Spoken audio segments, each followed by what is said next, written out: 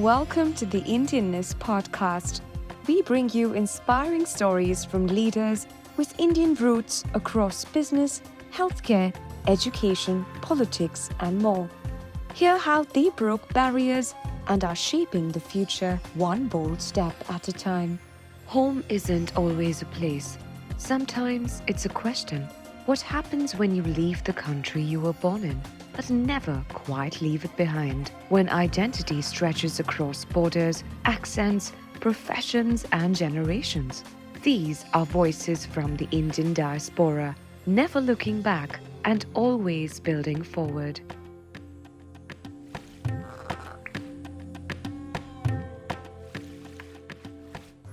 And we don't have as much, I feel like it's a difficult claim to make, to be Indian and American at the same time. There had to be some of us there. So I found a lot of meaning in that, to make sure that our community participated in every walk of life. And now, 30 years later, everybody did. There's so many more Indian Americans in the Air Force now that they're constantly inspiring us. We even have the first Sikhs wearing, all their traditional garb in the military. Being a woman of color, or coming from India, oftentimes, unlike in IT, right? I think in IT, the people who came information technology, it was very natural that we will have Indians, positive prototype, if I may say, right? But there was no negative or positive prototype for a Indian woman to be in those boardrooms or leadership meeting. So it was slightly difficult, to make your mark and make sure.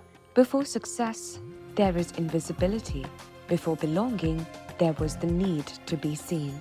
And before any of that, there was simple arrival.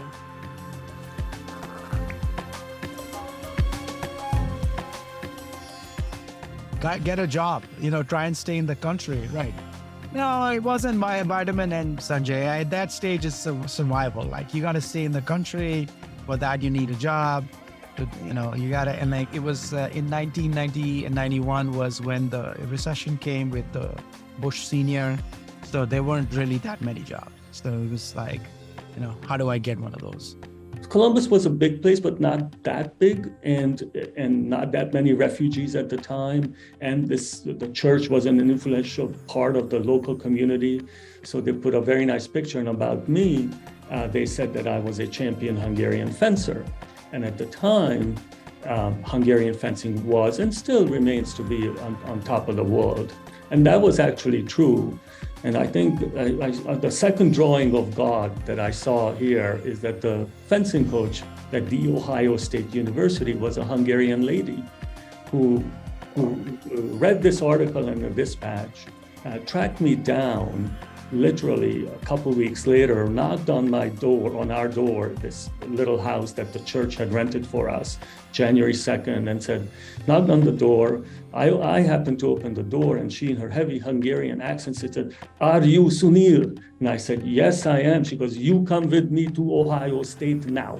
So she grabbed my hand and we went to Ohio State, and I got enrolled there. They were on a quarterly system, so in January I could start the quarter. And indeed, a few weeks later, I went on, became second at Junior Olympics. I won the Big Ten. I became an NCAA All-American, all within a scope of 3 months. So within 3 months of arrival in the U.S., I was in university, and I was a well-recognized student athlete on the Ohio State campus. Sometimes the door doesn't open slowly, it swings wide open, and life accelerates overnight.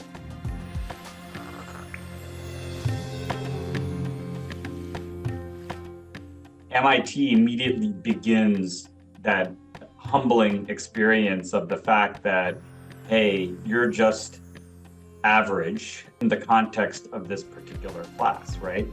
And through the process of being at MIT, which I still tell people to this date is my most challenging academic, intellectual experience that I've ever gone through, it was life-changing in so many ways. There were many talks being held by various researchers from academia and industry. So you're just in that environment that is so inspiring, and you're constantly getting those inputs, seeing the possibilities, how to do proper research, how to write, how to question when you are reading, how to find gaps in the state of the art where you can initiate a new idea or a project. Learning changes how you feel, think, and move.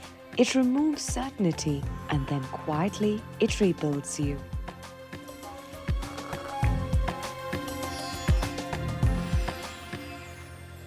This career assumes that you accept that you're working all the time. This is not a 9-to-5 job, Monday to Friday. I work and we work all the time because we work in different time zones and we always have to be ready. Clients like it when you answer an email at midnight, our time, when it might be 6 a.m. in London. And they're already at the office, or if it's 9 o'clock in California and they're working late and it's midnight in Atlanta and I've responded to the email. And Kamla and I traveled 6 months a year from New Zealand to Japan, from Indonesia to India. I lived out of the hotels. But the kids were out by then. Yeah, younger one was at Yale undergrad, the other one was doing engineering at MIT. In summertime, we wouldn't travel when they were at home, but rest of the time we were on the road for 5 years. Wow. And we thought that we were just as good, but we are not recognized as well. So that was what drove us to working hard like maniacs, and we did that. But the byproduct of that was I was noticed in the profession, and when MIT called me, and by then Rochester was falling on a little bit bad times. It's a small town. Kodak was fading, and the opportunity to be at MIT, and they said, well, come and build the group. Hard work doesn't just open doors, it reshapes you when you walk through them.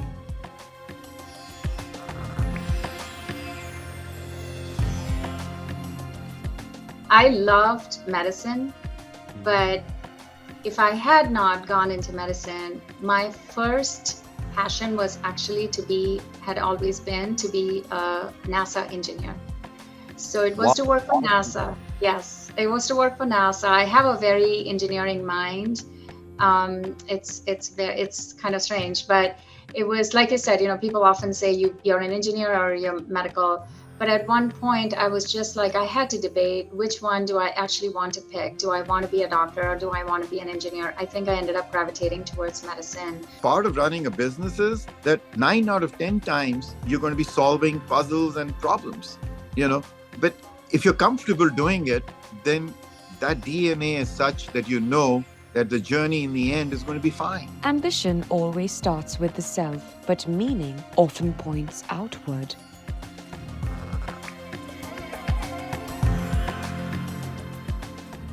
I'm a dreamer. I always like to dream and other things. So the movie business was actually because of my foundation. I have a foundation called Irada Foundation, and our goal is to create lots of awareness about healthy lifestyle regarding health and prevention better than cure. In India, our average lifespan is whatever, 68, 70. In America, we are 80. Europe is 80. So always wanted to kind of have our community, our Indian brothers and sisters living in India, have just basic necessity of healthcare be provided. The journey doesn't always become smooth. If anything, it gets harder, but strength grows in the struggle.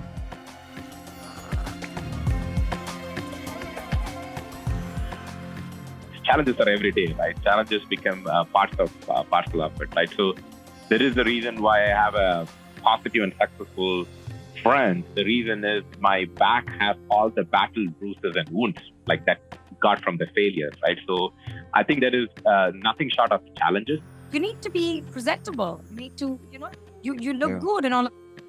And the rawness will only last for so long. You need to start polishing yourself. So there are many, many people who came in different forms. My daughter now, she's taught me patience. At the two universities, University of Ottawa and Carleton University, and the graduate program was between the two universities. So you had to take courses back and forth. And I saw students skating back and forth between the two universities. It's 5 kilometers apart. So I said, I got to change this in the outdoor activity business. So I went and enrolled into a skating course, got myself a pair of skates. And the first day I go to the lesson, and this is taught by a graduate student. And I go to this lesson and I'm literally horizontal. I'm just not able to hold myself.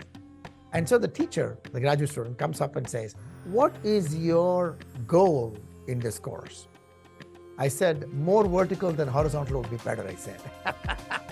Over time, labels stop fitting, careers blur, identities expand, and the journey becomes less about the arrival and more about the openness.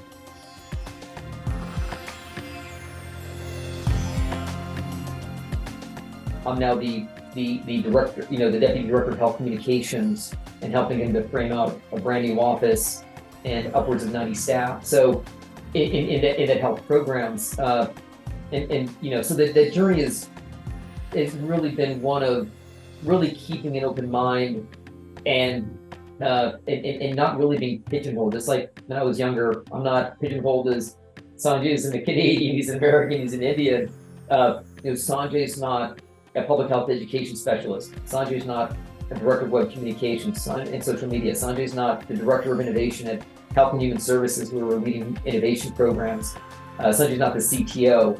The list goes on. It's been really, you kind of open the valve here, Sanjay. It's really been fascinating to keep an open and diverse mind to where life's going to take you, as long as it's aligned with your passions. I think there's some really fascinating things that can come out. These are not just stories of leaving India behind. They're stories of carrying it forward into new countries, new systems, and new possibilities. This is the Indianness podcast. Stay tuned for more stories inspiring unfinished endings and uncontained journeys, and celebrating those that are always becoming.